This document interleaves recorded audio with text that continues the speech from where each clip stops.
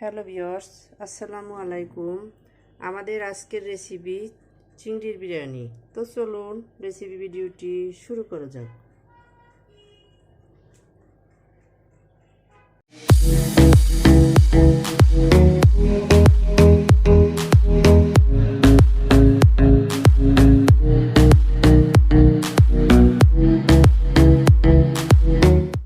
এটা তৈরি করার জন্য শুরুতেই কিচেনে এসে চুলায় একটা প্যান বসিয়ে দিয়েছি। এতে দিয়ে দিচ্ছি প্রয়োজন মতো তেল।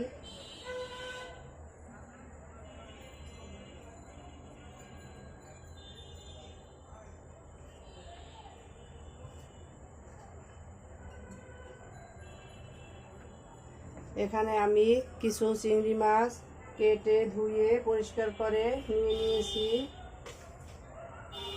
এখানে প্রায় 400 গ্রামের মতো চিংড়ি মাছ আছে। দিয়ে দিচ্ছি লবণ,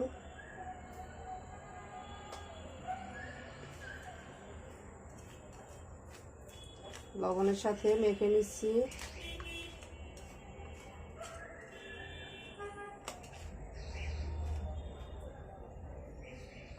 এদিকে তেলটাও গরম হয়ে আসছে। এর ভিতরে মাছগুলো দিয়ে দিচ্ছি।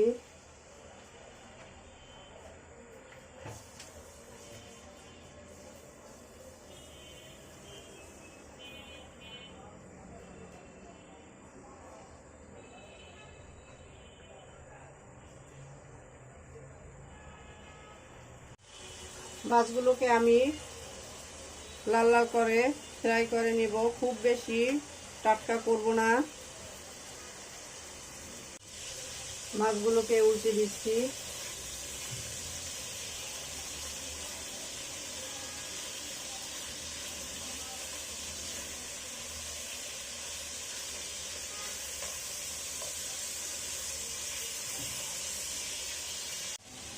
একইভাবে আমি অন্য সাইডটাও ফ্রাই করে নেব।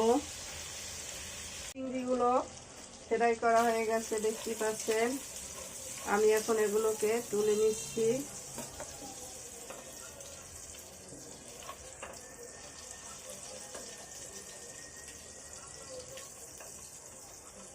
মাছগুলোকে আমি তুলে নিয়ে নিয়েছি। এখন আমি একই প্যানের ভিতরে আরো কিছুটা তেল দিয়ে দিচ্ছি।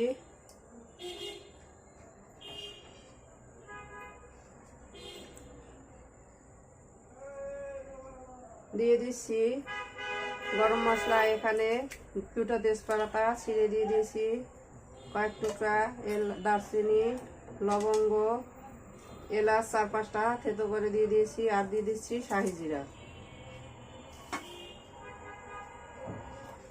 এগুলোকে কয়েক সেকেন্ড নেড়ে নিব।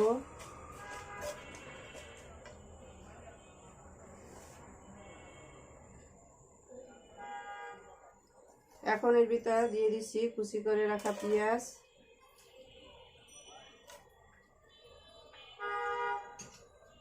আমি এখানে প্রায় 1 কাপের মতো পেঁয়াজ দিয়ে দিয়েছি। এগুলোকে গোল্ডেন ব্রাউন করে ফ্রাই করে নিব। পেঁয়াজটা গোল্ডেন ব্রাউন হয়ে নরম হয়ে আসছে।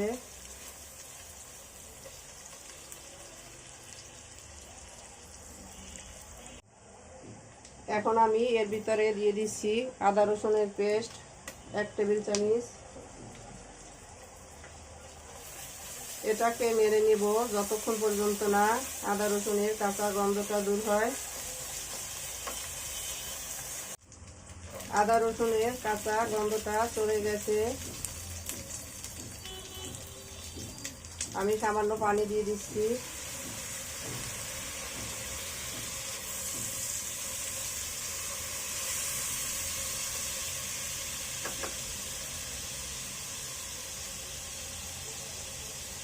এখন এর ভিতরে দিয়ে দিব 1.5 টিস্পুনের মতো মরিচের গুঁড়া, 1 টিস্পুন ধনিয়ার গুঁড়া। গুঁড়ো মশলাটা দেওয়ার আগে সামান্য পানি দিয়ে দিলে এতে করে কালারটা ভালো থাকে।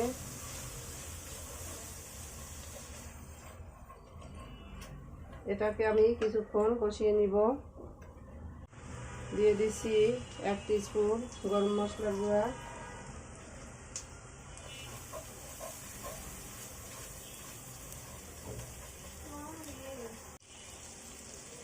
এখন আমি এর ভিতরে দিয়ে দিব কুচি করে রাখা টমেটো।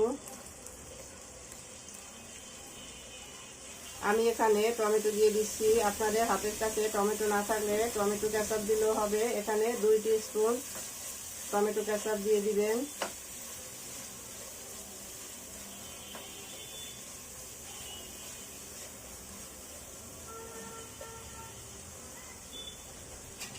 এখন দিয়ে দিব গাজর কুচি,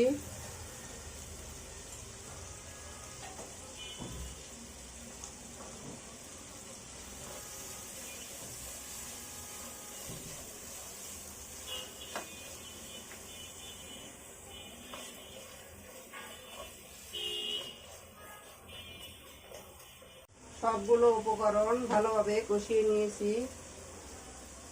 এখন দিয়ে দিচ্ছি পানি। এখানে আমি প্রায় 1 কাপের মতো পানি দিয়ে দিয়েছি। এখন অপেক্ষা করব পানিটা ফুটে আসার জন্য। পানিটা ফুটে উঠেছে, এখন আমি এর ভিতরে দিয়ে দিচ্ছি ফ্রাই করে রাখা চিংড়ি মাছগুলো।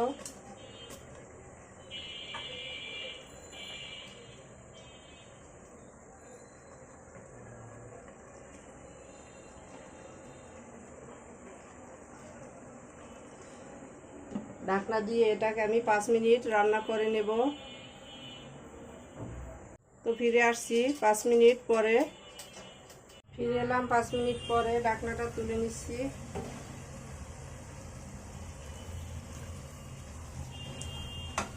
গ্রেভিটা মাখা মাখা হয়ে আসছে। এখন আমি এর থেকে চিংড়ি মাছগুলো তুলে নিব।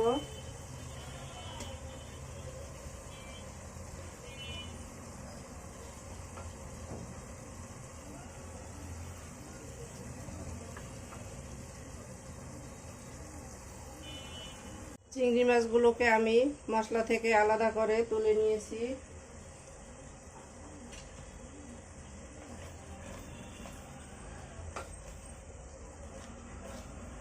এখন আমি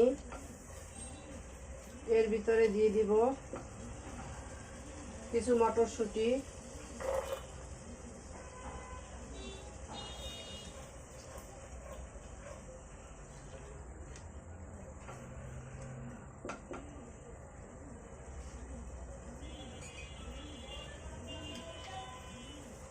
এখানে আছে টক দধি, এটাকে আমি ভালোভাবে ফেটিয়ে রেখেছি, দিয়ে দিচ্ছি।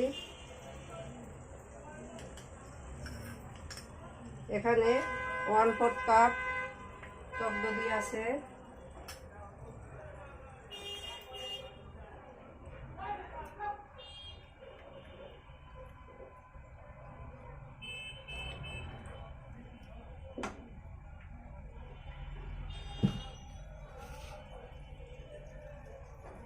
দিয়ে দিচ্ছি 1 টিস্পুন চিনি। চিনিটা টক দধির টকটা কন্ট্রোল করবে। আর আমি এখানে টমেটো দিয়েছি, টমেটো টক আছে।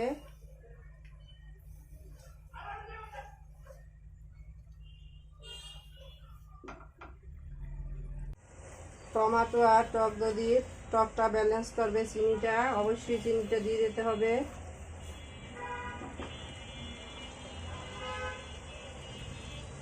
এখন আমি এর ভিতরে দিয়ে দিব ধুয়ে পরিষ্কার করে রাখা সুগন্ধি পোলার চাল। এখানে আমি মেজারমেন্ট কাপের 3 কাপ পোলার চাল নিয়ে নিয়েছি।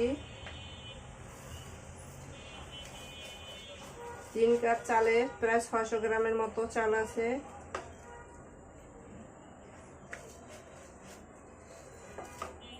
মশলার সাথে এটাকে ভালোভাবে কিছুক্ষণ কষিয়ে নিব।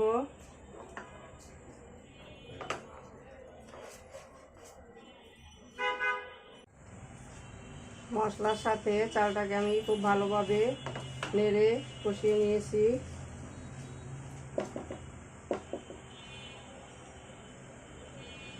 এখন দিয়ে দিব পানি। এখানে আমি 3 কাপ চালের জন্য 6 কাপ পরিমাণে পানি ফুটিয়ে রেখেছি।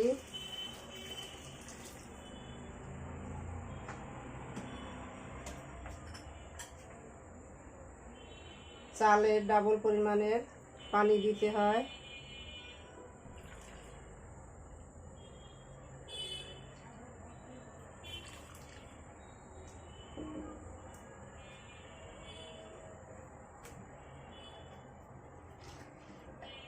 দিয়ে দিচ্ছি স্বাদ মতো লবণ। লবণটা বুঝে দিতে হবে। চিংড়ি মাছের সাথেও আমি লবণ দিয়ে দিয়েছি।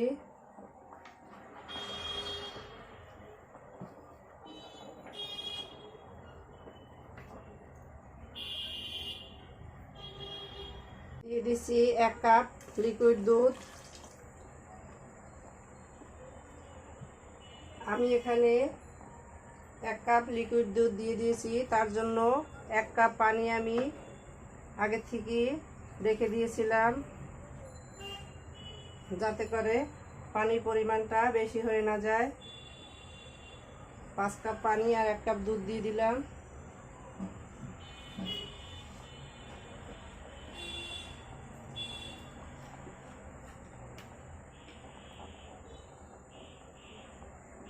কেওড়া জল দিয়ে দিচ্ছি 1 টিস্পুন।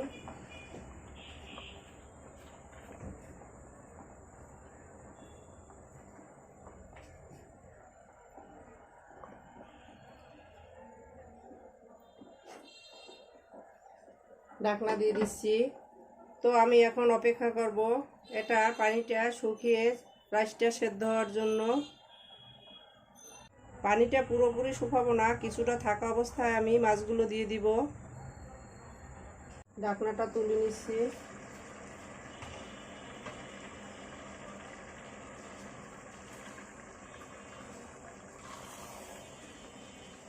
পানিটা অনেকটা টেনে মাখো হয়ে আসছে। এখন আমি এর ভিতরে দিয়ে দিচ্ছি চিংড়ি মাছগুলো।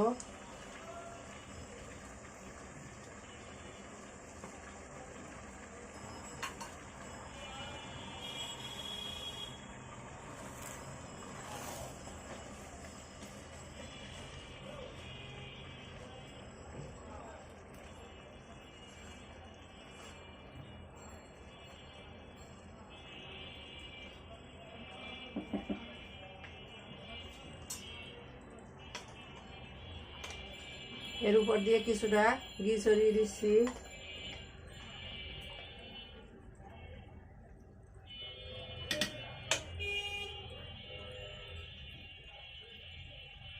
এখানে আমি 1 টেবিল চামচের মতো ঘি দিয়ে দিয়েছি।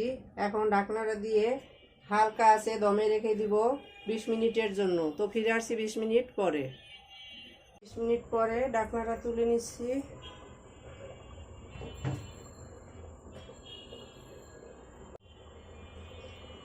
একটা চামিচের সাহায্যে আমি উল্টে পাল্টে দিচ্ছি।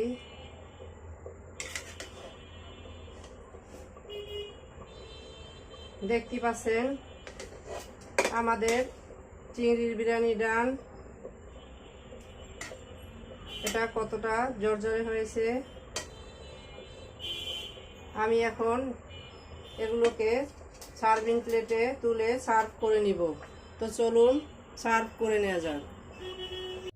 সার্ভ করে নিলাম আমরা আমাদের চিংড়ি বিরিয়ানি। দেখতেই পাচ্ছেন কতটা অসাধারণ হয়েছে। আমাদের রেসিপি ভিডিওটি ফলো করে আপনারাও তৈরি করে দেখবেন। কমেন্ট সেকশনে জানিয়ে দিবেন কেমন হয়েছিল আমাদের রেসিপি ভিডিওটি। লাইক, কমেন্ট, শেয়ার, সাবস্ক্রাইব করে আমাদের পাশে থাকবেন। আল্লাহ হাফেজ।